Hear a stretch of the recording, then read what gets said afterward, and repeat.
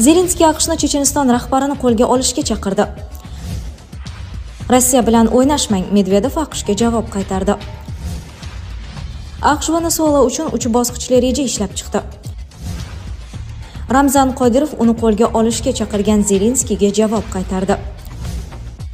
Kolumbiya prezidenti Gustavo Petro AQShning Venesueladagi operatsiyasidan so'ng Donald Trampga qarshi chiqib, "Kel, meni qo'lga ol" dedi.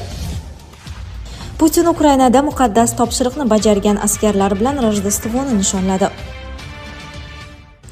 Zelenskiy AQShni Checheniston rahbarini qo'lga olishga chaqirdi.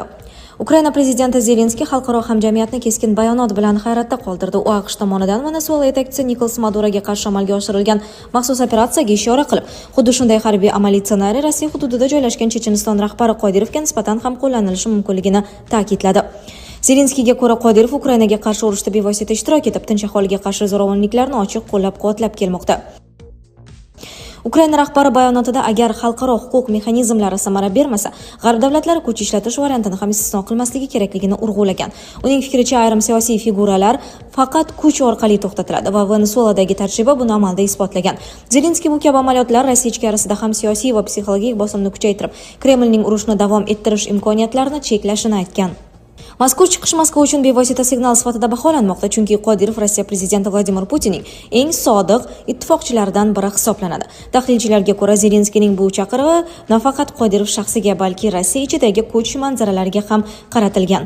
Urushning yangi bosqichida faqat front chizig'ida emas, balki siyosiy va strategik maydonda ham keskinlashayotganini ko'rsatadi. Xabar Ukrainskaya Pravda tomonidan e'lon qilindi. Rossiya bilan o'ynashmang, Medvedev AQShga javob qaytardi. Rossiya Xavfsizlik kengashi raisi o'rinbosari Medvedev Rossiya bilan o'ynashmaslikka chaqirdi. U tegishli ogohlantirishni X ijtimoiy tarmog'idagi sahifasida e'lon qildi. Medvedevning bu chiqishi AQSh davlat departamentining avvalroq joylashtirilgan postiga javob sifatida baholanmoqda. Xususan 6-yanvar kuni davlat departamenti o'z sahifasida rus tilida Tramp bilan o'ynamang degan yozuv tushirilgan rasmni e'lon qilgandi.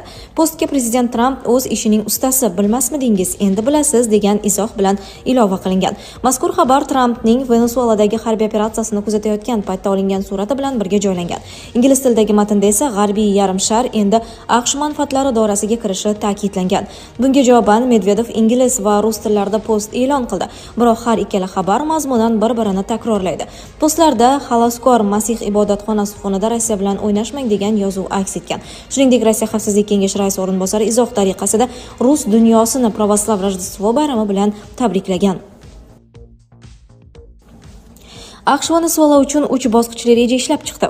AQSh davlat kotibi Rubio 7-yanvar kuni Vashingtonning Venesuela bo'yicha strategik rejasini ochiq